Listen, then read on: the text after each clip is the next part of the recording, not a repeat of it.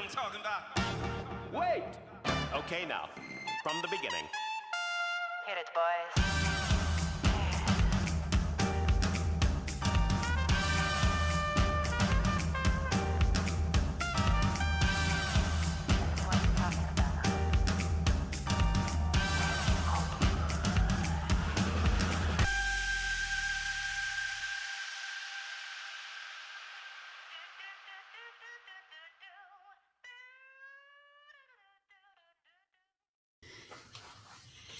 Hey, everybody. Welcome into The Arena, a Multiplatform Gaming News Podcast. This is episode 140. I'm your host, Expat, along with my co-hosts, Burley of Burleyman Gaming and Turn-Based Carl.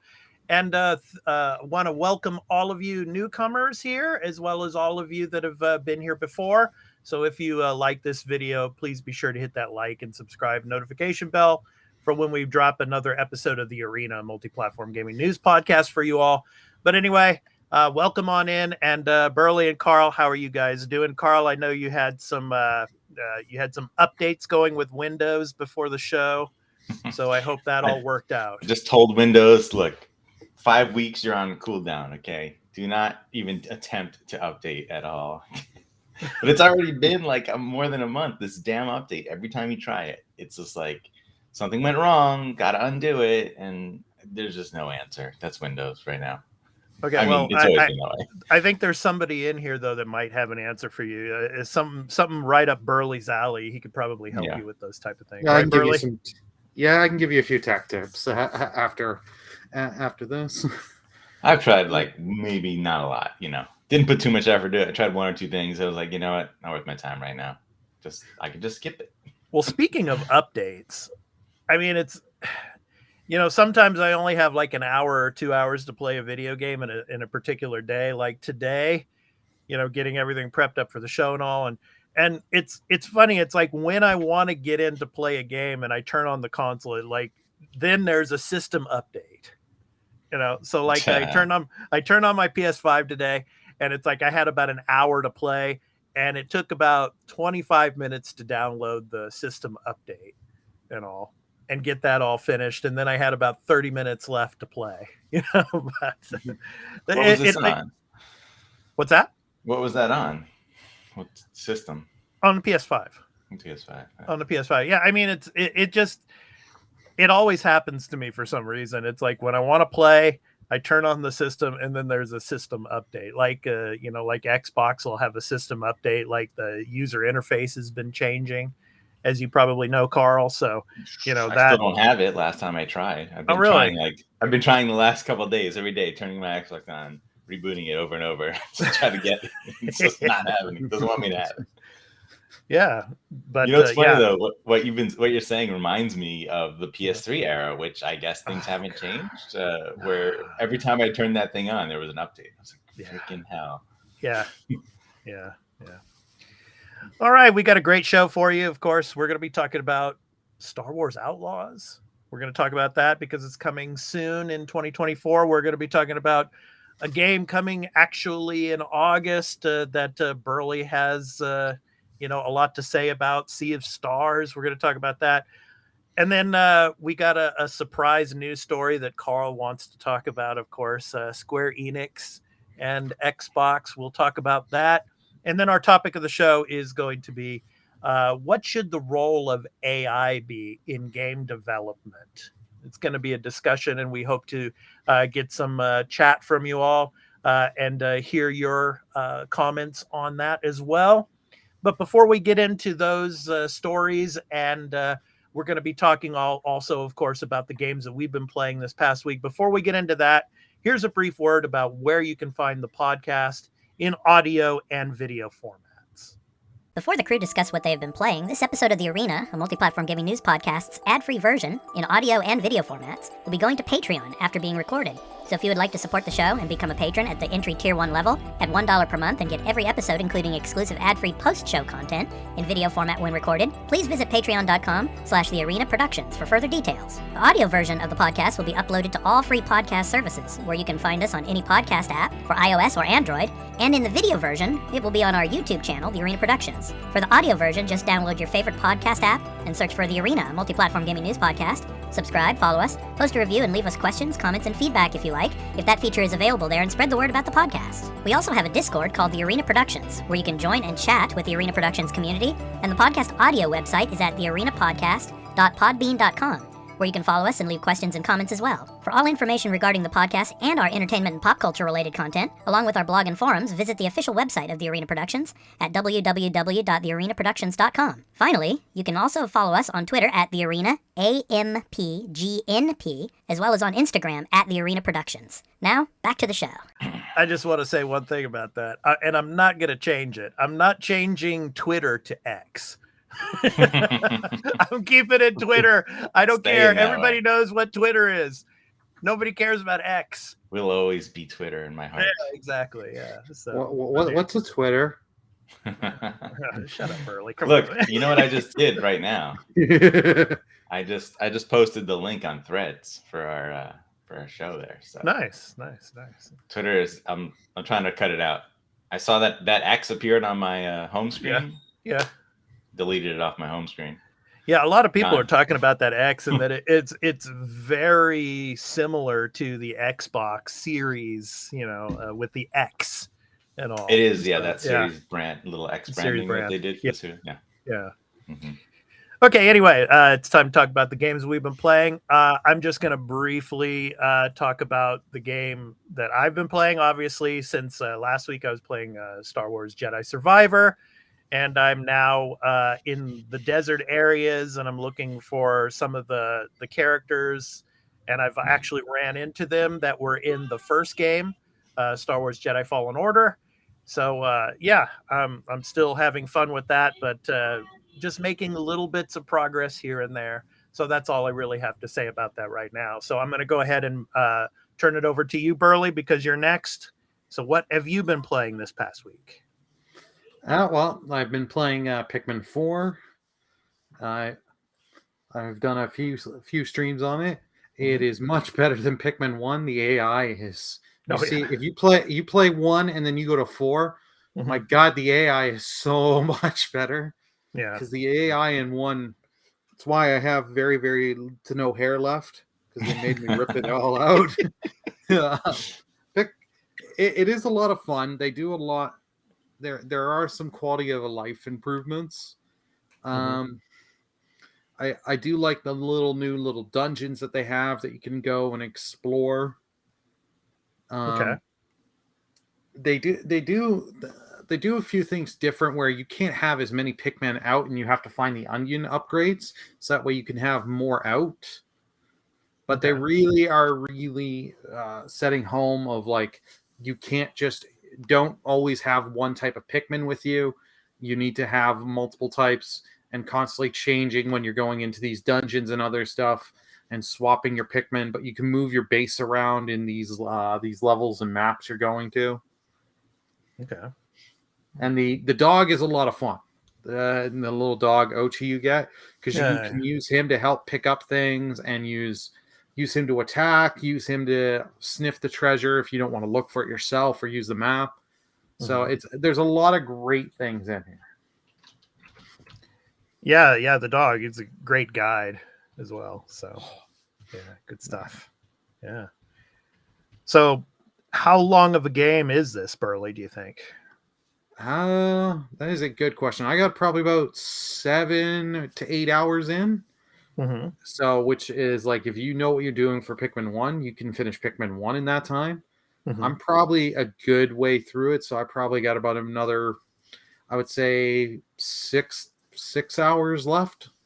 But it all depends, like how much. Like, I'm trying to get as much of the treasure and all the upgrades and finding all the people I can. Right, you're a completionist, so I'm trying to go for the completion. Right. Yeah. But it's a Nintendo game. There's no way to know, Oh, yeah, there's multiple endings. Yeah, there's no achievements or trophies kind of thing. Nintendo doesn't have the sticker thing that they had in the Wii U, so thank God, because I don't need that triggering my OCD. Yeah. But this has been the main game I've been playing. But I did start up Ratchet and Clank Rift Apart on Steam. Yes. I recorded a little short for us on the YouTube page, so please do go check it out. But on the deck. Yep, on the deck. Yeah, on the Steam Deck. Yep. It does run well, and I'm just addressing this quick because people have been going back and forth. Yes, you can run the game without using it on the SSD and all that, or using it on your PC with a traditional hard drive. But trust me, you will notice the difference. Like, I even noticed the difference on the Steam Deck's SSD compared to my PS5. It runs very well, but it ran better on the PS5. All right. So, Carl, Well, the PS5 is much more powerful than the Steam Deck, so let's not try to think that it would run that well, regardless of any situation, right? Yeah. All right. So, Carl, you didn't tell me exactly what game you were playing, but I'm assuming that you were still playing Wolfenstein: The New Colossus. Is that correct? I am, yes. I have. Okay. I don't think I've gotten much farther. Uh-huh. Trying to think. I played a bit more, but I just haven't had a lot of time lately. Mm-hmm. Doing a job. Jobs suck. What the hell? Yeah. Well, they might. Yeah. Sometimes No, but they suck, I got sometimes some really they're great. Yeah, I've gotten some really great moments though in this game, and man, yeah, I mean, it's awesome. I can't really say as much great things as I really would think because it's just so many. There's just nothing to really criticize in this game. Early on, a little bit, this one maybe had a slower pace. There was one section where I was like, I don't know, but this section. But now I'm right back into it. It's getting really cool. It's just great stuff happening. Yeah. I don't want to spoil things that happen if you haven't played it. So, I did get to. Okay, I'm not gonna say what it is. There is a moment in this that is a serious, like, what the F moment. Uh-huh. I don't know if neither of you have played it, so you probably don't know. I've not played them. I have played it, but it's been You a have? while. I mean, I So you played played it the on PS4. the whole thing? Yes. Yes. Okay, so you must know what I'm talking about. Like, there's a serious, like, I can't. How does the game even continue? And then, Yeah. it's like, okay, sure, that's bizarre, and Yeah. I guess the game, the lore of the game does warrant this to happen. They do kind of foreshadow it and set it up a little bit with something that happened earlier. Yeah. And it's wild, but I was like, you know what? I'm going with it. I think it works for the world they've created, and I'm okay with it. Yeah. So no spoilers for that, but yeah, I know what you're talking about. Yeah, it was a big eye opener for me as well. Yeah, playing the game, so, but it's awesome. I mean, look, yeah, I've never seen a video game do anything remotely like that. Yeah. So, kudos. Yeah. All right, so it's time to get to the weekly news beat. So let's talk about the new game from Ubisoft that's going to be coming in 2024. So Star Wars Outlaws. So cool game. Looks cool at the moment. So we got a story here from IGN. So I will put the link for you below here for you video viewers. So this is for you audio listeners. This is from IGN. So I'm going to go read a little bit of this for you. And basically this is talking about Ubisoft had like a conversation with IGN and Ubisoft was saying basically that this game is not going to be like your typical long ass Assassin's Creed RPG. Thank you. So Star Wars Outlaws developers promise it won't be a 300-hour epic unfinishable RPG. So Ubisoft has a penchant for making long games. A completionist run in Assassin's Creed Valhalla, of course. Shout out. I'm wearing the Valhalla hat today. Actually, this is, well, not Valhalla, but Odyssey. But anyway, Odyssey was long as well. Run could take up to 143 hours, according to How Long to Beat. And some fans are worried that Star Wars Outlaws may be more of the same. The concerns stem from a recent interview confirming that a Star Wars Outlaws planet will comprise 2 to 3 zones. One of the main criticisms of Valhalla, for example, was that it felt bloated with content, as Burley would always remind us, that many players felt underwhelming, which was exemplified by its huge number of map icons. Speaking with IGN during San Diego Comic-Con, creative director Julian Garrity and narrative director Navid Kavari addressed the question of what they consider to be, quote, too big, end quote, in Star Wars Outlaws. Garrity responded that, quote, too big is a game that people don't manage to play, enjoy, and finish, end quote. Quote, our objective is to really get people into a very dense, rich adventure, open world adventure that they can explore at their own rhythm, end quote, Garrity said. Quote, so it is absolutely not a 200 or 300 hour epic unfinishable RPG. This is a very focused action adventure RPG that will take people on a ride and is very manageable, end quote. Well, that's all great and dandy. However, that's pretty much what Ubisoft said about Assassin's Creed Valhalla. And look how that turned out. Turned out to be over 300 plus hours. And I put like over 200 hours into it. And with Assassin's Creed Odyssey, I put probably about 250 because I platinumed Odyssey. So, I mean, yeah. What are your guys' take on this?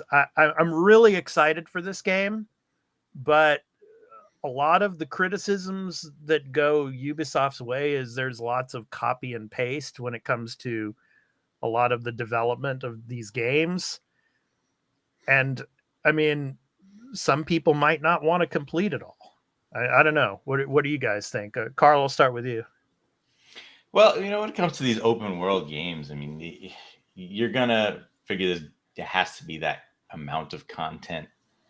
Not that you have to play all of it, but yeah, I mean, it's become an expectation that you have like at least 100 hours, right, of something you can do in this type of a game. Yeah. Whether that's content that the average person will ever touch or care about, it's a different story. Yeah. You should never really force someone to have to play that much or feel like they need to play that much. Right. So, yeah, I mean, I like that they're talking about this at least because, yeah, I mean, I want, a game like this, like I want to say 40 to 60 hours, a really good 40 to 60 hours. I just want side quests that have more meaning. Like in the Assassin's Creed games, for example, go bring this guy his chicken. It's like in the farm or something. It's like hopefully in this game in Outlaws, it's like, okay, go find this guy's blaster. It really doesn't have much meaning. I mean, make it more worthwhile, and then I'll put more of the time into it. You know what I'm saying? On that note, I would say then you probably shouldn't play very many open world games because that's the design of it, right? Like what are they supposed to do, really? Like, are they really going to spend? How much development time would it take and resources to really flesh out like hundreds of interesting side quests? Well, when we get to the topic of the show, talking about AI and what they're probably going to be doing with NPCs, I mean, that could become more interesting when it comes to game development, because then you're going to have NPCs that, could possibly have like political intrigue or something, and that can have a real conversation with you and actually, spin the game in many different directions. So, but yeah, I mean, look, can we, if I could name two franchises, really, okay, maybe three, sorry, that have meaningful side quests off the top of my head. And that's like The Witcher, Fallout, and Elder Scrolls. Yeah. And that's by design, right? Like that's been it's a focus. Like those games are designed to have a good, cool core mainline quest, but then a large portion of those games is also making sure there's other interesting quest lines throughout the world. Yeah. There's not a lot of games designed that way. Well, it's going to be interesting to see. Obviously we've learned that Star Wars Outlaws, the time frame is between Empire Strikes Back and Return of the Jedi, and we find out also that you can work for Jabba the Hutt, and you could also go against him as well. So there will be playable missions on Tatooine as well. So yeah, whether or not they're interesting and they have a lot of meaning, we shall see. Burley, your thoughts on all this? Because I know you're playing Valhalla and playing a lot of these Ubisoft games. You just feel that they're bloated and all. Oh, Valhalla was that was just a bloated mess. Like good way into the story, they just like, we're gonna forget expanding the main story and just have you go to all these provinces and areas and not explain anything and just have it bloated and bloated and bloated and it took what could have been a good 30-hour story, made it to about 70 hours just to beat the main story. And it was just bloated, and by the time you get to the end, you're like, okay, I don't care about doing this. Like, I'm glad they've come out and said they're doing this because people have been thinking, this is Ubisoft. Look at their last couple games. I don't want a bloated game. They're saying this to get people be like, no. We're going to give you a good story, give it to you at a good length, because I don't necessarily need a long story. If you give me a good 20-hour story where it's good and I'm really enjoying it in every play session when I'm putting it down, being like, I want to just keep playing more and more. I kind of see where it goes, but I got to go to bed and all that. You've done well. Yeah. And as Carl has pointed out, most of these open worlds, all this side quest is just crap. It's just crap. It's just recycled, boring. And but there are very few games, like Carl did mention, Oblivion's, and all that, like the Elder Scrolls Fallout and Witcher do it well. But I'm going to bring back to the one Sony game, Ghost of Tsushima did it well, where I did everything in there. Because the side stuff I really enjoyed, and it was actual benefits you saw. If you kept doing these things, you would increase your health more, increase your focus, so you could do more of your techniques or healing, and getting the different techniques and how they do the little stories for the techniques, and they're not long drawn out side stuff. Yeah, it's good length. Like if you give me content like that. That in this open world where it's like, okay, I actually want to do this. Great. I want more of that. But I know that's going to cost money and cost development time. But I'd rather have that than just have the thing on the back of the box where they're like, you could put over 500 hours in this game to complete everything. Because whenever I hear that, like when they did it for, I think it was Dying Light 2, I think, because they're boasting the 500 hours. And I'm like, okay, that just means to me that just means to me you're copying, pasting content, and it's just going to be, I'm doing this and be like playing this, and as I'm playing it, be like, why am I sitting here and playing this when I can play something much better and reward my time better? Yeah, I think there's going to be a good mix between space missions as well as planetary missions. So I think it's going to keep a lot of people occupied. I think Carl, I don't know if you agree with me on this, but this is going to be an entirely different beast from like, say, Starfield, because I think Starfield is a game where, the exploration aspect of it all is going to make you play like 500 plus hours probably. So. Yeah, different kind of game. I mean, Burley said, 70 hours in Valhalla to like get through the main story, and that to me is like, no, don't really do that. And it's in this type of game.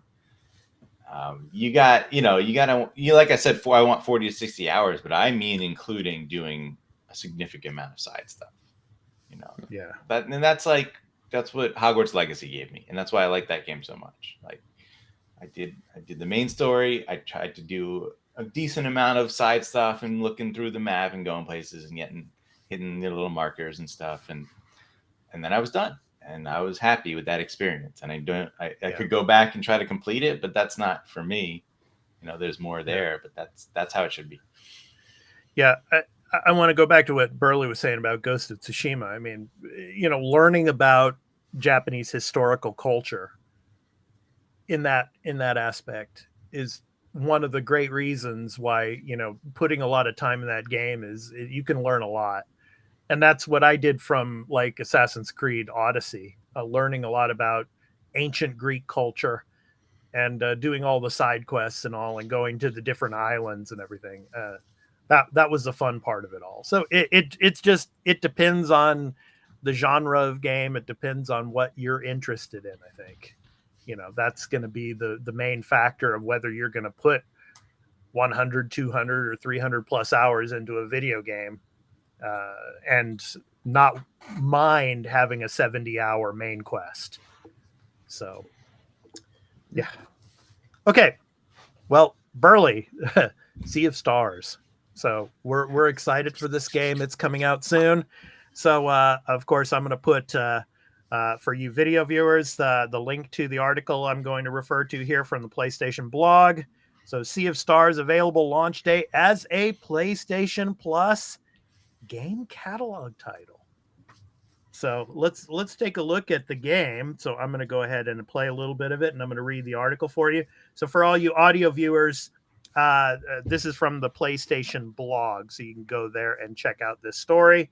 So let me get that back here. There you go. And so Sabotage Studio was founded with a clear goal, presenting definitive editions of a game genre that they grew up playing. By combining retro aesthetics and modern design, they shoot for experiences that capture what they love about games of old while leaving behind the elements that they feel might hold them back. So Sea of Stars will be available as a PlayStation Plus game catalog title on launch day. So, of course, Sabotage Studio is extremely excited to confirm that Sea of Stars will be joining the PlayStation Plus game catalog, available for all extra and premium members on launch day, August 29th. And it's incredible to imagine how many more players worldwide will experience Sea of Stars and join the conversation around Sabotage Studios project. And there is a demo that is also available now. So, Burley, take it away. So what do you think of this coming to the PlayStation catalog? It's also coming to Game Pass, but it's coming to the PlayStation Plus game catalog. I was pleasantly surprised when they finally announced that, because like I got the first because I am a Kickstarter backer. So on this, they notified us backers first, and then it came out. It's nice that finally this came. The demo has now come to PlayStation, which is great. Now, I really hate that they staggered the demo so much on all the different platforms. But it's nice now. Every platform's got the demo, so you can try it out.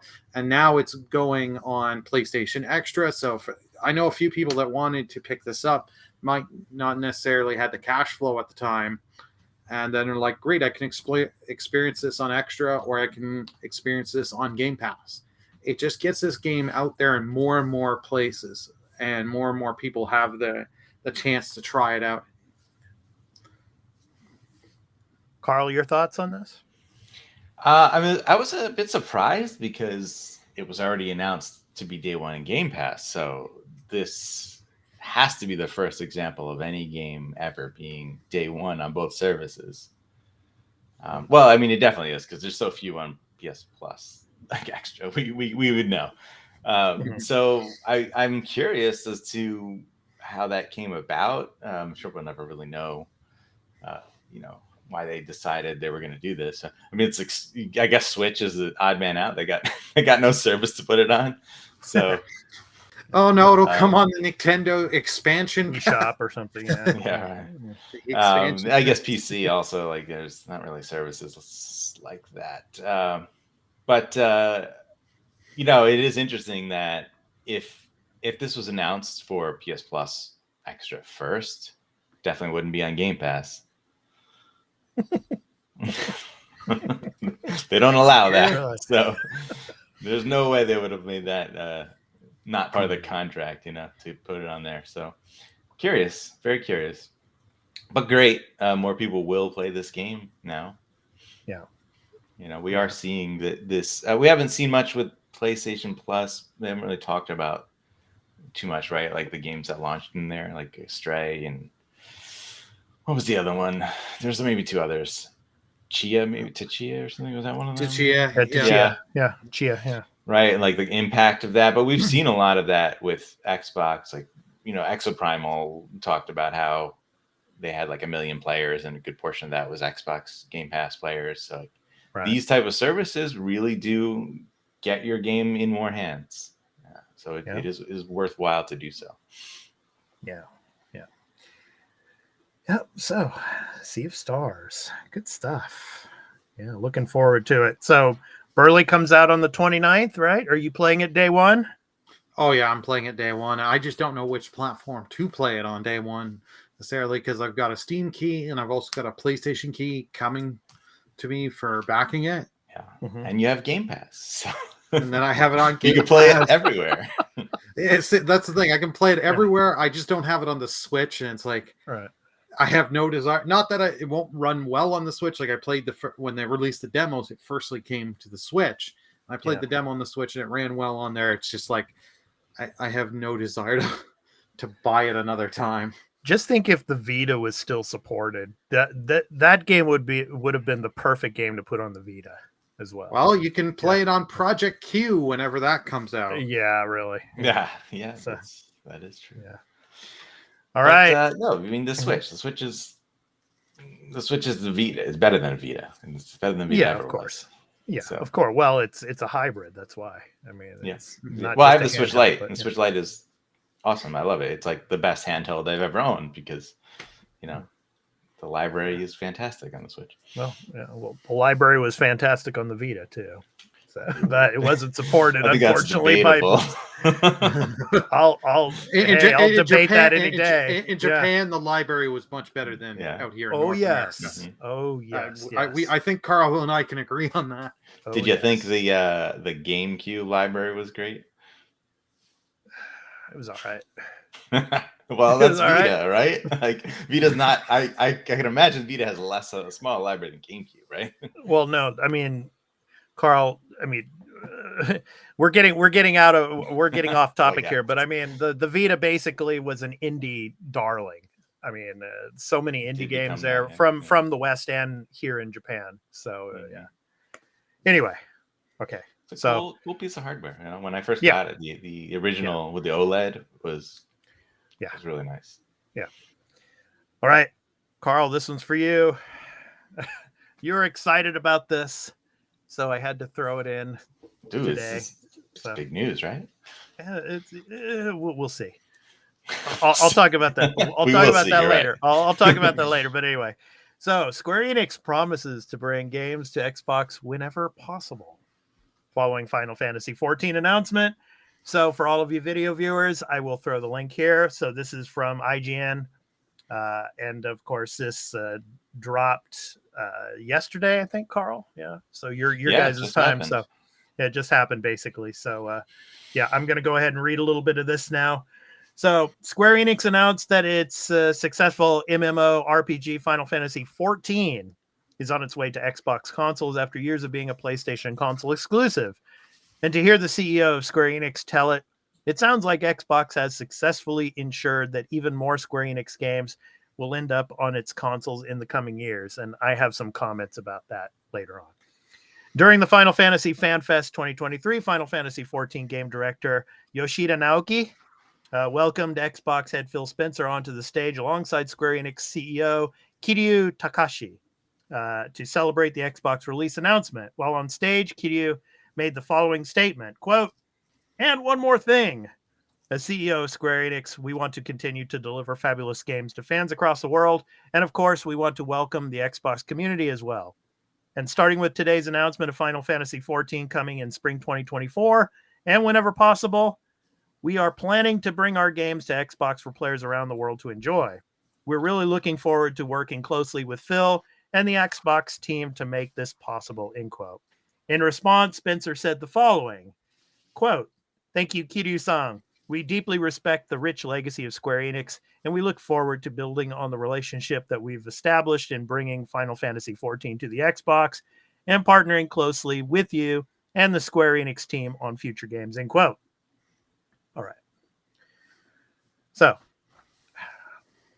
I think this is great for Xbox. But be careful what you wish for, because now this is just my opinion, and this is coming from somebody who's lived in Japan for 27 years. Okay. So what it says here, whenever possible. So never take anything that a Japanese person says directly at face value. I hope this, like I said, this is great. Final Fantasy 14 coming to Xbox is awesome. And I hope that a lot of other Square Enix titles are going to come to Xbox in the near future and into the future. But you can never completely take words of Japanese people at face value, because a lot of times they always tell you what they don't truly mean. So you got to be careful with this, with the expectation now. So it could be a great thing. I'm hoping it is, but a lot of other Final Fantasy games, Final Fantasy 16 is still a PlayStation exclusive. PlayStation could still buy Square Enix and just completely squash all of this.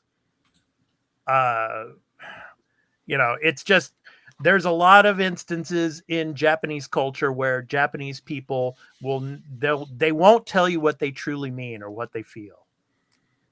So this could be that the Square Enix executives are trying to make Phil feel happy, and they're giving him Final Fantasy 14 and giving Xbox and the Xbox community Final Fantasy 14. But in a year or two, we might be in the same situation. I hope not. I really hope not. But from experience of living here in Japan and dealing with Japanese executives and Japanese people, you cannot take pretty much anything at face value. I mean, you have to, because sometimes they will tell you things that they don't truly mean or truly feel. So that's just my opinion on this. I really am happy for the Xbox community that they're getting Final Fantasy 14. I think this is awesome news, and I hope that we continue as Xbox gamers as well as multi-platform gamers, that Square Enix will bring most of its games to all platforms, not just PlayStation or Xbox or Nintendo or whatever. But yeah, just, your expectations for the future with this, just, don't be surprised if you might get disappointed in the future. So that's my take. Carl, go ahead. It's your turn. Well, this is obviously huge news. I think it's a very big deal. I know what you're saying. I'm not going to dispute that. You definitely would know, but I do think the actions speak louder than the words. I hope so. Actually making this happen is a really big deal. Committing to putting a live service MMO on another platform and ensuring crossplay with all the other platforms is a lot. It's work. It's a lot of work. Yeah. And that to me tells me that they resolved whatever big issue they may have had, right, between the two companies, mm-hmm. and have now been able to come together on a very big deal that clearly, with the statement, means more than just this one game. Yeah, I hope so. And the word whenever possible. I mean, to me, that's just sort of like, hey, look, like there are other deals in play, and I think that means Final Fantasy VII remake, might not be possible for the time being, or Final Fantasy 16 clearly, for the time being. And who knows? Maybe there are games that for their lifetime will never come. Right? That's possible. But I think we can start to expect, and I hope that at TGS this year, we get a few announcements of the smaller stuff like Octopath Traveler 2, Tactics Ogre Remaster that skipped. What was some of the smaller, or even maybe like Forspoken could come, because that's a game that had 2 years. What's that? Pixel remasters, yes. So there's a lot of options out there for all the smaller games. And I also think we can now look forward and say that it's a good chance that Dragon Quest XII and Kingdom Hearts 4 will indeed launch day one on Xbox. As we all kind of had thought until this breakdown seemed to happen, right? Like that would have been the thought, considering Dragon Quest XI came to Xbox and Kingdom Hearts 3 launched on Xbox. So yeah, I mean, this is exciting. This really looks like they have mended the breakdown in their relationship, and that they have formed some sort of agreement, and they will be bringing more Square Enix games. Yeah, could they sell to Sony? I guess. I feel like this makes that sort of very unlikely. Like it kind of seems like this new CEO is it like, seems that way. It seems Yeah. that way. Yeah. this new CEO is trying to, do different things, and which is good, right? Because I think what they're doing wasn't necessarily working. They constantly saying like, this game was a disappointment. This was a disappointment, in sales. And you can see him not doing that now, because with Final Fantasy 16, I don't think those sales are stellar, especially for that size of a game, and he didn't say it was a disappointment, or at least the company didn't, right? That wasn't the company thing. They were trying to look at the positive. And I think that's smart, because if you keep saying all our games are a disappointment to us in sales, that's not a good look for your company. So this is awesome. I cannot wait for the next announcement of a Square Enix game, for Xbox. Yeah, I for your sake and everybody else's sake, I hope you're right, and I hope this works out. Just just keep your optimism at a minimum, please. I mean, from experience of living out there. I mean, because I mean, there's a lot of times when they'll tell you something and they really mean the opposite. I thought Japanese people took honor very seriously. Obviously, they take honor very seriously, but be very this is dishonorable for you to make this deal and be like, you know what, Xbox, we're selling to Sony. See you later. You lost everything. Yeah. Well, but anyway, Burley, go ahead. It's your chance to chime in on this. Go ahead. Well, it's about time this game finally came on there. Like, remember the last expansion last year? They had to stop selling the game when it came out because it sold so well and their servers couldn't handle all the influx. So this is very interesting. So it seems to me like they're like, okay, we finally got our back end in-house, because they've also announced we've got the next expansion coming next year in summer for 2024. So it's like they've got their next expansion. They're like, okay, let's get this out for Microsoft. Get this out on the Xbox platform, because this thing is on everything. Like, I can run it's Steam Tech verified Final Fantasy 14. Right. So it's like, I'm wondering if there was some backroom deals and stuff that were going on with, like, maybe with the whole like Activision stuff with the whole Call of Duty. Okay, I know Sony signed a 10-year deal, but they may have did some stuff. Okay, can you knock it off on Final Fantasy 14? Because I'm sure Sony had a big part of that being only on PlayStation. So maybe there were some deals that way finally made, or deals expired. Yeah. And Microsoft was able to come in and be like, yeah, we want this on Xbox, get it on there. Yeah. And it just shows that this helps give this MMO, like, I know it's got a lot of staying power, but it just helps now, because I'm sure a couple million Xbox players will go on it and start playing 14, or if they've already have it on something else, being like, oh, I can play this on my Xbox as well. Just log into my account. So, Carl, I have a question for you. Why are they waiting until 2024 to bring this to the Xbox? I mean, I assume it's not ready yet. They said spring 2024.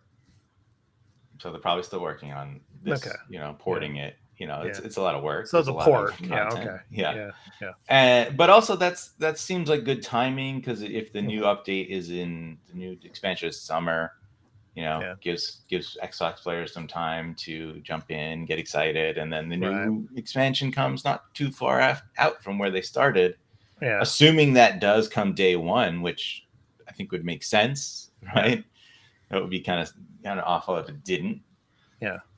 They are also getting, if you saw that you get to play, I think it was normal, you get to play Realm Reborn always for free, but also have Heaven's Word and Stormblood expansion, so you can go up to level 70 for free. I mean, that's a ton of content. If I ever play this game, I'll tell you what, I'm never getting that far. Well, I'll keep my eyes out here when TGS rolls around to see what Square Enix has, for Xbox. Any announcements and things like that. But it's Do you just also Yeah, go ahead. remember Mhm. back this was like many years ago they announced this was going to happen, by the way. Like this isn't this is a deal that's at some point broke down because when they announced you remember when they announced all those Final Fantasy games were coming to Game Pass? Yeah. This was like I don't know how many years ago now. This is Couldn't even like tell. maybe 2 years ago or so. 2-3 years that was ago. like, around probably there. like 4 years ago. I think because they announced that it was like Final Fantasy 7, 8, 9, 10, HD, Into- 15, Yeah. 13, all of those games were like coming to Game Pass, right? And Yeah. then over the time they eventually rolled out. It wasn't all at once. Yeah. So that was a long time ago. Yeah. And in that announcement, they also said, and Final Fantasy 14 is coming to Xbox at some point, and they never said when. So like this has been a source of problems for them, and some people used to point to the idea that it had something to do with, you remember you couldn't play free to play games on Xbox without having Xbox Live. Yeah. Mhm. I just have to say this one more time. I hate reiterating all this, but whenever possible, I just don't like that wording. Whenever possible, because I mean, Final Fantasy 14, that's a done deal. Okay, but other games, all right, whenever possible. Phil, we want to make you really happy. We want to do business with you. We like you, and we want to do business with Xbox, but then PlayStation throws us millions and millions of dollars so that it stays only on PlayStation, so we can't turn that down. Sumimasen deshita. Well, we're sorry. That's just. I mean, that's. But that's being honest, right? Because they will still take probably PlayStation deals potentially, right? But maybe we can think they won't take them on some games, or any game that they don't, right? But then also you can't just say Sony, because Nintendo does it too. I mean, Triangle Strategy, Octopath Traveler. But you get what I'm saying, though, right? You get what I'm saying. I'm with that. Whenever possible, that kind of Alive. brings up alarm bells, kind of.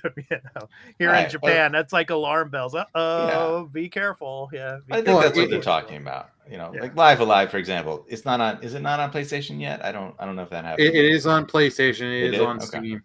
Yeah, they gave it earlier in the year.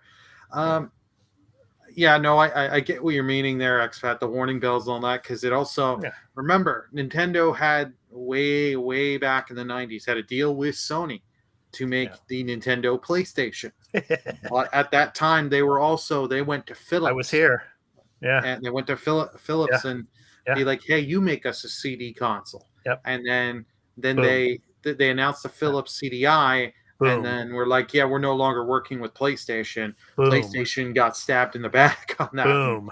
Went revenge. I remember that. Yeah. And they crushed everyone after that. Yeah, pretty much. Well, let us know in the comments what you think about this. Do you think about this awesome news? And are you really excited to play Final Fantasy 14 if you haven't played it if you're an Xbox gamer?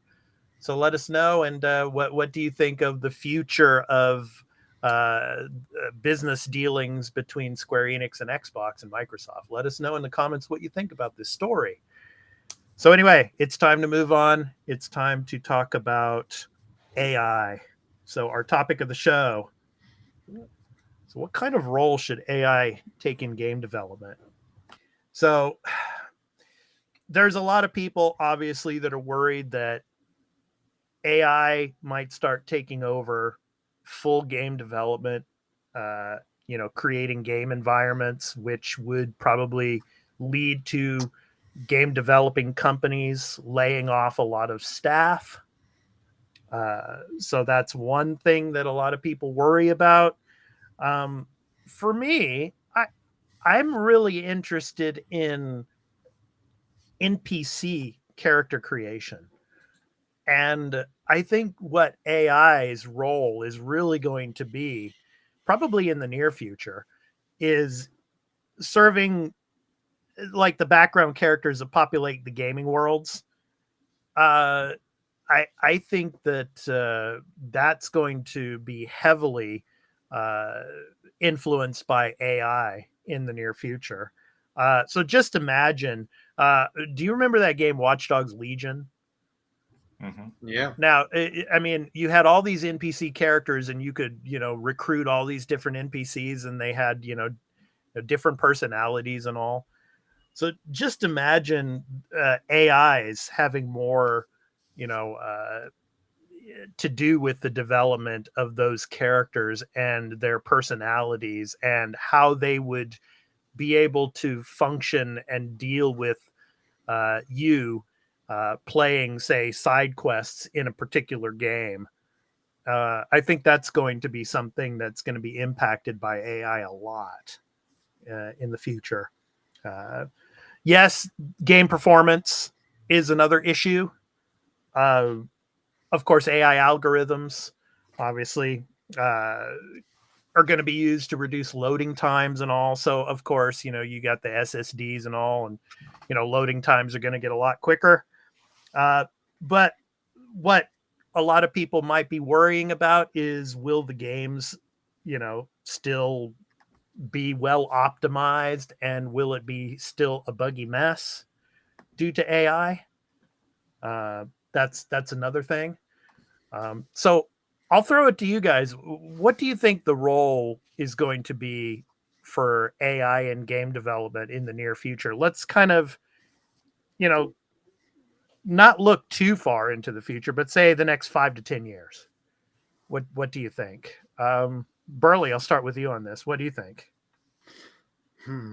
Yeah, this I've been thinking about, but like actually Valve has made a little statement on this on AI, because they've noticed people have been trying to they said any games that come on with AI generated art, they're not allowing, because they're fearing people will just do copying and pasting and using AI to just copy and paste art, and just to get game.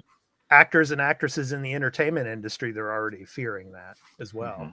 Yeah. So that they could just they could just take the images from a person's face and then make an AI character, and then the actors and actresses don't even get paid for it. So go ahead, Carl. Yeah. You were going to I say. was just going to say, the thing with AI art is that it is somewhat plagiarizing other people's art, because that's what it's trained on.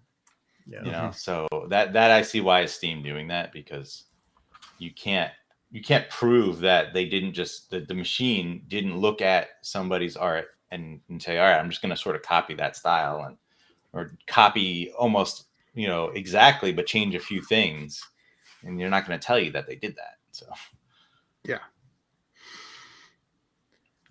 I'm curious to see what AI, how it's going to be used, but I'm also fearful that it is going to take a lot of writing jobs out, because you have people already that have been using AI for TV shows and stuff like that, and it's just kicking out writers. And like we did a story a few weeks back, they were going to use it not for main quest dialogue, but they were going to use it for like NPCs and stuff like that, which I'm like, I'm a little weary on that, because I feel like the AI is just going to steal, like pretty much steal conversations from other areas and just cherry pick and take here, there. And it's going to be like, oh, I remember hearing that, and they'll try and make the line unique, but it'll be like, I remember hearing that line in Starfield, but I'm playing XYZ game. It's going to be interesting to see how, for example, realistic emotions for NPCs are going to be impacted by AI.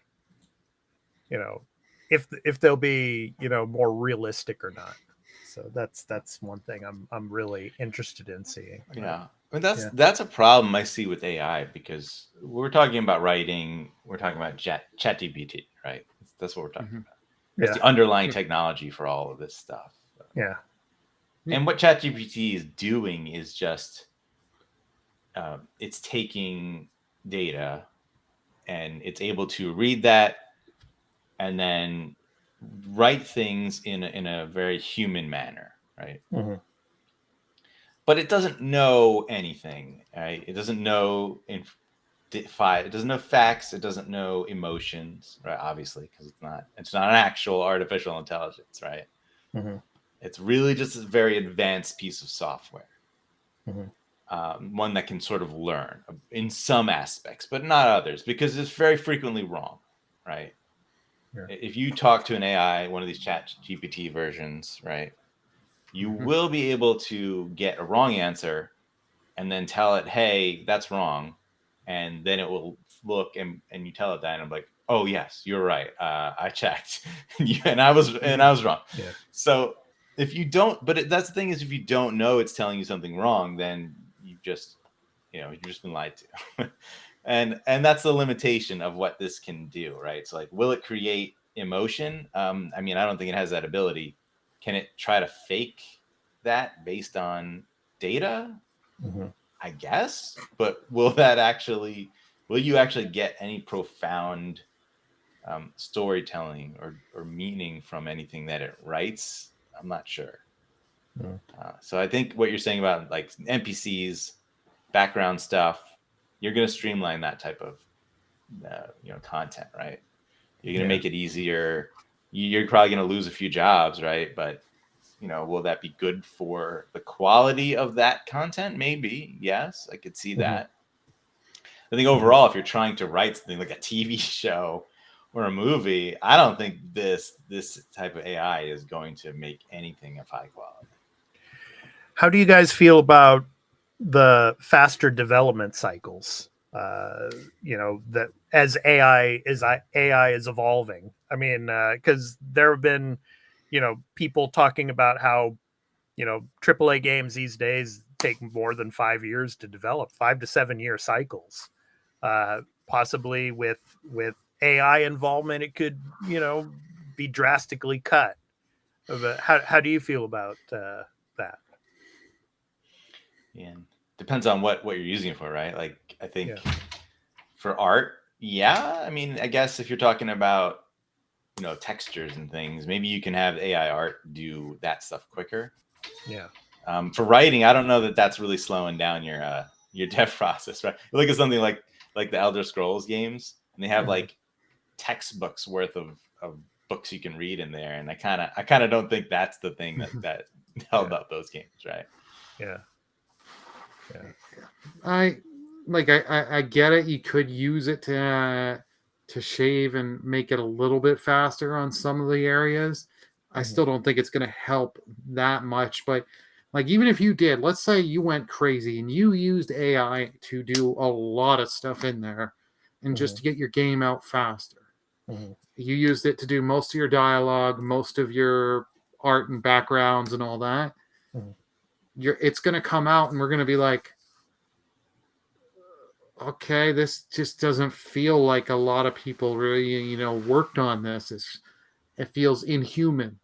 I'm just imagining it's not going to feel as organic and be like, okay, they did AI to streamline something that would take 5 years into 2 years. But is that going to matter to everyone though? I mean, there's going to be a lot of younger gamers out there that they don't give a crap about whether a human made it or an AI made it. If it looks beautiful, and if it's like a first person shooter that the world looks realistic as hell, they're not going to mind. True. There is going to be people that are going to be like that, and then there's going to be like cynical people like me, because I'm going to go because they're not going to put the cost down on the game. They're not going to be like, well, it's not going to be not an $89 before tax game here in Canada. It's not like they're going to be like, well, because we used a lot of AI, we're going to put it at $50. They're going to still put it at full price, and I'm going to be like, I paid full price for this, and this is what I'm getting. Yeah, but are the companies going to like hold or withhold information about whether or not like the majority of the project has been done by AI or not? Some will lie and say like, we used AI for sparsely for a few elements here.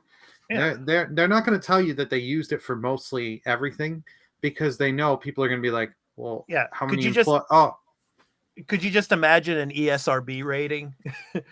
The rating is like different because the AI's worked on the game, AI development. They have to Rated put, AI for AI development. or they have to put some message like, warnings or something on the boxes now, or whatever we're going to have in the future when it comes to physical copies of games, which honestly, I think physical copies of games are on their way out. But if there is a physical copy, there might be some like labeling saying, if this game was strictly developed with AI. I mean, who knows? But Yeah, I do wonder if they probably won't have to disclose that, even in maybe the credits, right? Yeah. Maybe they would put that in there. Mm-hmm. But I kind of feel like a lot of the development that's going to happen with AI is going to be using it as a tool. So you would use some sort of like 3D, modeling software or some other, script writing software, right, to help you, outline and stuff, right? Right. So I don't know that they'll really tell you about it. They might have to put up like the logo somewhere, how they do like the technology logos in the beginning of the thing, like you got your PhysX thing years ago or whatever they have now. So it is interesting because remember that this is still a lot of the technology is ChatGPT we're talking about, a lot of it, and then there's the art ones. Yeah, and you have to pay for that, right? This stuff is running on a server somewhere, right? You can't just it's not hard coded into your game. No, it would need internet access to utilize those type of things on the fly. Yeah. Now, I think that would be a cool and interesting game if you designed a game that worked around using ChatGPT to have meaningful conversations, or at least more interesting conversations that remember the things you said to it. Yeah, that's really cool. But I don't think that works for a game that you've written out a full-length story and has to run a certain way. Like doesn't necessarily require. If it doesn't require the internet, then it's not going to really work. So it'll be very interesting. I just see it's going to be used for the foreseeable future, say the next 5 or 10 years. It'll be used as a tool, but then in the next 20 years or so, that's when you could probably start getting worried about, the human element is going to be taken out of the equation, and a lot of companies are going to just start depending entirely on AI to produce these games. That's just my opinion. That's what I think is going to happen. But for now, it's just a tool to help in the development process. So, AI, man. So, did you guys know, speaking of TV shows, Marvel Secret Invasion, obviously we're going to be doing our series recap and discussion of that after we finish recording this live episode of the podcast. But did you know that the opening scene, the opening credits scene in each episode of Marvel Secret Invasion, that's all AI generated, and there was a lot of blowback for that. So I thought it was really interesting. I think it was a design choice for that show, because a lot of the imagery you see is very haunting, and I thought it was thematically made sense. And I'm pretty sure that it wasn't like, hey, AI, create this art and we're done, right? Like there was a lot of utilizing it as a tool, right? As a tool, right? To ask it to make specific things, and then once it did, I'm sure they had to then expand upon that to make this full thing, right? It's not like there wasn't any humans behind that, any actual artists behind it. Right. Burley, any final words about AI? You spooked out about it? Yeah. Skynet is coming. Skynet. I knew you were going to say Skynet in there. Yeah. There. Yeah. It could be, man. It could be our future. Yeah. Probably not, but we need to give Arnold a motorcycle and a shotgun stat. Yeah. I mean, look, we're creating the means for an AI to do a lot of things, right? Oh yeah. Once you actually have legit AI, right? I mean, now we know that you can create AI that can talk to you as if it was a human. It seems like it's a real person talking to you. Yeah. Well, I So mean, once look it's at actually thinking behind the scenes, be careful. well, look at like Sophia, and other AI robots, that look human and actually talk to people as a human would. That's We're just going to getting get there. more. We're getting there. It's more and Yeah. more sophisticated. So, Yeah, I look, mean, I don't- even I was going to say, even here in Japan, there's like all AI controlled hotels. Yeah, all Yeah. the know. staff in the front, it's all robotic and stuff. Yeah. So. I do kind of view the human mind as an organic machine, right? And Yeah. one day we will have the technology to replicate that. Yeah. Artificial like hearts and then artificial brains, like in the next 500, 600 years, maybe. Yeah, man. I mean, the machines get control if they can control an entire factory and they're 3D printing, bodies for themselves. I mean, it's coming. Yeah, it's coming, but it's like just very slow pace. So hopefully All right. soon I can get that liquid metal body upgrade for me. Yeah, that's gonna be a while, Burley. No, Burley's gonna be like Ted Williams, Carl. You remember what Ted Williams' body? Ted Williams decided to have his body cryogenically frozen, so that hundreds of years from now they can defreeze him, and then he could be the baseball player that he was. So, that's what Burley's going to be. Burley's going to be cryogenically frozen, and then he's going to come back 500 years from now. Burleyman Gaming version 2. There was a story I think I just saw the other day. I think it was was it 40-something thousand-year-old worm that was frozen that they brought back? Yeah. But that's a worm. I mean, but still far less complicated than a human. Yeah. Well, you can think of like Michael Crichton's, Jurassic Park and the mosquito that was, that had the Ember. The inside the ember. Yeah. So anyway. But Burley, the machines, they're not giving you an upgrade. Okay, you're obsolete to them. Yeah. You're going into the tank for fuel. Okay. Yeah. No, he'll just go into a BAFTA tank. Yeah. So in the future. Yeah. So. And they'll keep him in the BAFTA tank for a few hundred years. Yeah. All right, we're getting off of topic completely here. So we're talking about BAFTA tanks. We were supposed to be talking about AI taking over game development. But anyway, yeah, that was our topic of the show. What is the role for AI in game development? What should it be? So anyway, it's time to move on, and it's time to talk about our new game releases. So you can check out the new game releases at releases.com. So for you video viewers, the link is below. For all of you audio listeners, www.releases.com. You can see all the games that are going to be releasing this upcoming week. And we're going to be talking about the games for July 31st through August 6th. So, Burley, you are up first. So what game do you have for us this week? What is your pick of the week? My pick of the week is Baldur's Gate 3. Gather your party and return to the Forgotten Realms in a tale of fellowship and betrayal, sacrifice and survival, and the lure of absolute power. Mysterious abilities are awakened inside of you. Draw from a mind flare parasite planted in your brain. Resist and turn darkness against itself, or embrace corruption and become ultimate evil.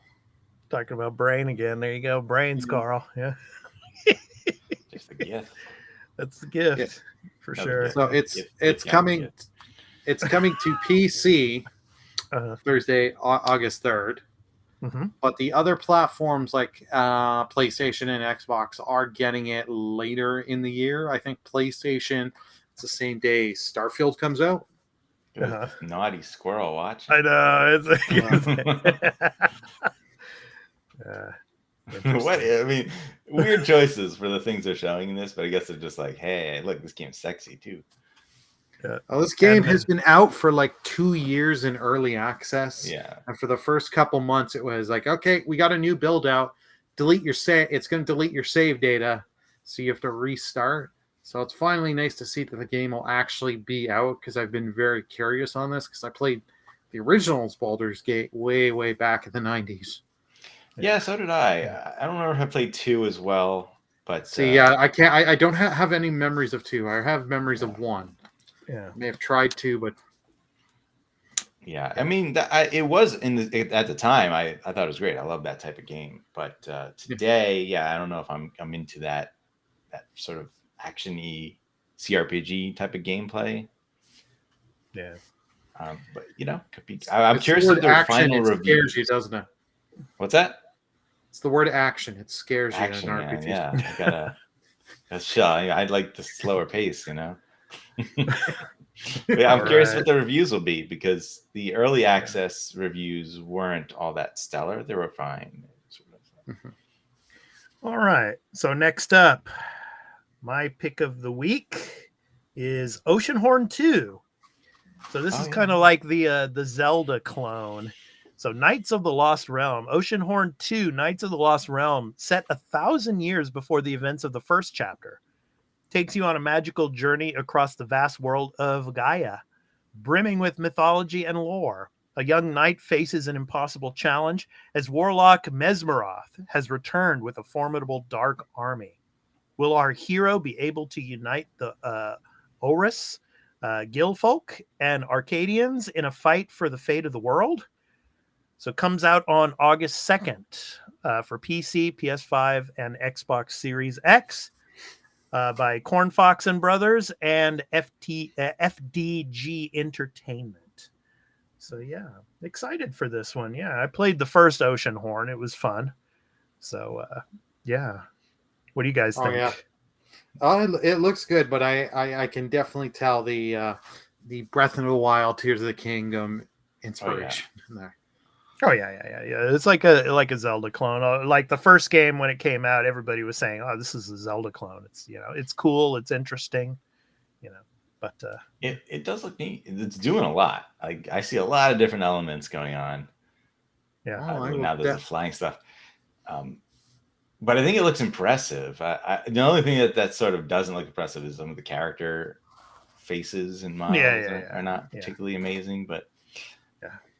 Kind of reminds me of some of the Square Enix, like the Dragon Quest type of faces, but yeah.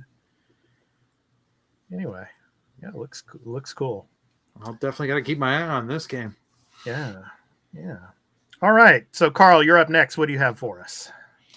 Yeah, I chose Palia, which I realize now also apparently this is the PC closed beta date, but it's a free to play game, so it's kind of the beginning of this game. So. This is coming out August 2nd on PC as a closed beta. Live the cozy adventure of your dreams in a breathtaking new world. Explore a vibrant land full of wonder and charm as you build a life and home for yourself with Palia, a free-to-play cozy MMO game. Befriend the local villagers, foster new friendships, and uncover the mystery of what happened to ancient humans. Immerse yourself in the village community by honing your skills in fishing, hunting, gardening, crafting, and more. Work together with friends new and old to relax and explore in Palia's immersive world and build a life that is uniquely yours. Yeah, it looks like you could just be a chef. Yeah, a lot of the time. So I really like the art style of this. The character models, the faces on them are really like they're pretty expressive in that shot we just saw there. Yeah, it looks very Fortnite-ish though. I would have to say. Actually. The influence is definitely there, but also Breath of the Wild as well. Yeah. It is very much looks like your sort of survival crafting open world-ish thing. And I always have interest in those games. I never end up really like getting deep into one, but I always feel like there will be the one, right? That like I will love. I mean, because I love Minecraft, I guess that was sort of the one, those type of games. Yeah. Looks like you're doing a lot of like world building here as well. So yeah, and you see a lot of the cooperative sort of multiplayer aspects of them doing things together here. Yeah. But yeah, man, could be fun. Free to play, so maybe I'll try it. Well, not yet because it's the closed beta. But once they get come on, you're not part of the closed beta? No. Come on, everyone. We got to tweet at them. Do hashtag get Carl in the beta. I think it's too late to. Yeah. Well, I Never guess too late, Carl. That's quitter time. That's true. Yeah. That's true. So anyway, you can check out all of these games as well as all the other games releasing in August on releases.com. So for all of you video viewers, the link is there below. And for you audio listeners, www.releases.com. So please check that out. So those were our picks of the week. So now it's time for the PS Plus, the drop for August. So Burley, take it away. Yeah, after having like 2 good months, this month was not as good of a month. So the first game on there, PGA Tour 2K23. So that's coming to PS4, PS5. The second game on here was one I've actually got something to say. Dreams. That was done by Media Molecule. That came out in 2020. Highly recommend. Try it out. Whether you're actually sitting there making games and stuff in there, or just playing people's creations. I tried to make stuff in there, not my cup of tea, but playing people's creations, and like I was streaming this game when it came out. It was a lot of fun, and just to see the creations and like I would talk with people that were their stuff, the games they created. It was really cool. I was going to say Media Molecule took forever to come out with that game, because I remember during the whole PS4 era, it's like it was delayed. It's like the game was, like in limbo for a while too, right, Burley?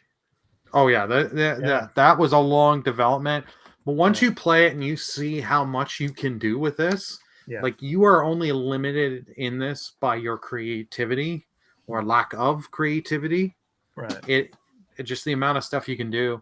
Highly recommend checking out. And the last one is Death's Door, coming to PS4, PS5. This one I have not played, so this one I will definitely download, grab, and try it out. Cool. Yeah. 2K23, Burley. There you go. Golfing with Tiger. Tiger Woods is still on the cover of golf games in 23. I guess it was a 22 game. Yeah, I guess. I'm surprised at that. Yeah. Well, who else are they going to put on there, Carl, that people, I guess, around the gaming community recognize? Someone who's still relevant in golf, who's still a contender. Rory McIlroy or something like that, I guess. Well, he's a name. He could be, yeah. Yeah, I guess. Well, isn't Tiger Woods, doesn't he still play? Yeah. And he still does well. Like, I know it's not his heyday where he was winning everything and getting paid like $500 million a year. Yeah. I think he's still obviously like, a very good golfer, but he's not competitive on the highest level. Okay. All you golfing fans out there and that are gamers, we love you all. Yeah, of right. course. So, Death's Door, that's awesome, because I heard a lot of great things about that. Yeah, Death's Door is good. I would absolutely try. Yeah. And Dreams is a story, man. I cannot believe that they're putting it on PS Plus now when you had years of time where you could have possibly made this game, or even not even really much of a game, so much as like a tool set, a creation tool, to be something more by putting it on PS Plus, much earlier. And now after the game is already dead, you're like, oh, here it is. The game, unfortunately, it did not last as long as it could have. Sony, in my opinion, should have done more stuff when the game was coming out. Like the 1-year anniversary of the game, they had the whole like Dreams Awards, and you would go into the game and like they'd have this hall section. You can see people's different games, what was up for what and stuff. Sony could have done a lot more to help push it. And honestly, when the extra and premium came out, this should have been on the service. This was one of the games that should have just launched. You get it at least at the extra level. Yeah. Just have it ready to go. Like this, putting it on here, it's like, I hope people experience it, and I kind of hope it gives some movement and gives something, because I'm curious what Media Molecule is going to do, because they were like because this game came out like months before the PS5 came out, and they were talking about some PS5 stuff for it, and I know got a small PS5 update, but nothing I remember hearing coming of it after that. Yeah. All right, so that's the PS Plus drop for August. So, Carl, next up, No Hey, Game I Pass just- stuff this week. Yeah. So I just signed up for the Palia closed beta, and I Oh, really? sent you guys my friend link, whatever. oh, cool. Thanks. Share a Cool. link, refer a friend in Nice. in our Discord. So, Nice. Nice. enjoy, guys. All right. All right. There So you next happens. up, Amazon Prime Gaming free games for August have been revealed. So we're going to go ahead and go through those. And the link Oh. to videogameschronicle.com is below for you New feature. video viewers. And for you audio listeners, www.videogameschronicle.com. Yeah, this week, because we talked about the Game Pass last week. This week, I thought we'd go over there's no the new Prime Gaming. Game No Pass. new real news for Yeah. Game Pass. So Prime Gaming for August. What do we got, Carl? I didn't realize I was supposed to be reading this. Good. Sheesh. I sent you the format and it has your name on it. Come on. It means you didn't missed read that. the format for the show. I didn't, I just kind of didn't think that was happening. Here we go. Okay, I got the link here. Let's Okay, get yeah. it. Oh my It's- goodness. It's not Burley. It's very that obvious. Windows There it is. issue, right? Here it Yeah, the is. Windows update. Yeah. We need to reapply Alright. the update to Carl. Yeah, definitely. All right. Okay. August 3rd, Payday 2, plus the Gauge Mod Courier DLC. Epic Game Store. August 10th, Farming Simulator 19. Epic Game Store. I got to say that because the next one, August 10th, Blade Assault, is the Amazon Games app. And then you got to cross that one. So apparently that's not happening anymore. August 17th, Star Wars The Force Unleashed 2, Amazon Games. Nice. August 17th, Four Tales, Amazon. Driftland, The Magic Revival, Amazon Games. August 24th, In Sound Mind on Amazon Games. And then August 31st, Summertime Madness Legacy Games Code. It's very bizarre that there's 3 different places they're putting these free Prime Gaming stuff. But okay. Well, it's probably dealings they have, to get, because I know they're giving games. They're going to try and do it as much cheap as they can. So, okay, oh, Epic, you were planning on giving something this week. Here, let's make a deal here. Let's split the cost between the both of us. Oh, they got also free in-game loot and content drops. Big one, Honkai Star Rail listed. No. Warzone 2, Black Desert Online, Dead by Daylight, and Overwatch 2 has some free in-game loot. Hey, If that you're interested in Honkai that. Star Rail, that's pretty popular, especially out here in Japan. So Yeah, I'm happy Good for it. I was playing it. I just don't have time for like that type Yeah. of free to play, gotcha type game. Yeah, and Burley could probably attest to the streaming community. It's pretty big there as well. Oh, yeah, I it's saw it. big on there. I know quite a Yep. few people that got into it. And Yep. I've had a lot of people watching them. I would recommend it especially if you're a console gamer. It's going to come to PS5. You should check it out. Yeah. It feels really good to play with a controller. I tried that on PC. So. Yeah, it's great stuff. All right. So next up, obviously, this is a gaming news podcast, but of course, here on the Arena Productions, we do a lot more than just video game coverage. We do, of course, entertainment and pop culture related content here. And this last week, of course, we did our episode 6 recap and discussion of Marvel's Secret Invasion.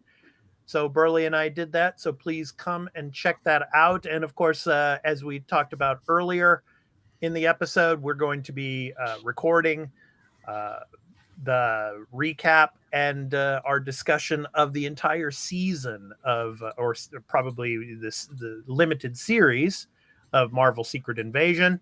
So please check that out when we drop that episode as well here on the Arena Productions. But episode 6 recap and discussion is up now, and you can go and check that out. And then on our Star Trek side, obviously next month, Star Trek Lower Deck Season 4 is premiering. So I put up a Season 4 preview for you all. So please go and check that out. It's going to be a great show again. We love our Star Trek Strange New Worlds and Lower Decks community, as well as all of our other communities here on the Arena Productions. And also for Star Trek, we also have now up on the channel our Season 2, Episode 8 recap and discussion of Star Trek Strange New Worlds, Under the Cloak of War, which was a very dark episode. And yeah, it was really great to talk about it. So please go and check that out as well. So a lot of content here on the Arena Productions. And of course, we also have a Patreon. So you can come check out our Patreon. So all of the shows that we do here that drops on YouTube are also on our Patreon in ad-free format. And also we have exclusive content over on Patreon. So you can go and check us out. And also you can become a member there for free and then consider joining and becoming a patron later on. But check out our Patreon over at patreon.com/The Arena Productions. So the link for you video viewers is below. And of course, for you audio listeners, www.patreon.com/The Arena Productions. So yeah, we got a lot of great content over there. Marvel, fantasy, Star Trek, Star Wars. So a lot of great content, ad-free, obviously, for all of you patrons. So yeah, and exclusive content, our post shows that we do for the Arena Multiplatform Gaming News Podcast is exclusive to our patrons. So yeah, go and check that out. So good stuff. All righty. So Patreon. All right. So it's time to talk about the games that we're going to be playing this upcoming week. So I'm going to continue with the Jedi Survivor and we'll hopefully work towards completing that. So Carl, any other games besides Wolfenstein this upcoming week? No, I don't think so. I want to finish it, so I don't think I'm going to have time to play anything else. Okay. Burley, how about you? Pikmin 4, try and see if I can finish that next week. Also continue on with the Ratchet & Clank.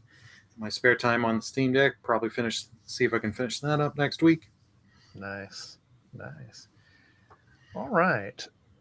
So yeah, let us know in the comments what you thought of all of the news stories that we talked about, as well as our picks of the week. Anything that you'd like to discuss with us. Of course, this episode, after we finish up live recording here, will go up later on to our playlist. Of course, that will be the edited version of the show. But yeah, please be sure to leave us some comments. And if you like this video, please be sure to hit that like, subscribe, and notification bell for when we drop a new episode of the Arena Multi-Platform Gaming News Podcast, as well as all of our other content here on the Arena Production. So we thank you so much for your support and thank you for watching. So that's going to do it for us. So to end the show, our indie recording artist spotlight. Our spotlight is on Ian Post. So no stranger to the podcast, Ian Post has established himself as a highly sought-after composer in video and film scoring. An alumnus of the Berklee College of Music, his professional career has taken him throughout the world to collaborate with artists on an extensive range of projects. So he recently left his London-based studio in order to partner with Artlist with a focus on film soundtracks and exclusive production projects. From his album titled Odyssey, and the song is called Supernova. So this has been The Arena, a multi-platform gaming news podcast, episode 140. I've been your host, Expat, along with my co-hosts, Burley of Burleman Gaming and Turn-Based Carl. We hope to catch you in the next episode. So take care, everyone, and enjoy the outro with music. Peace out.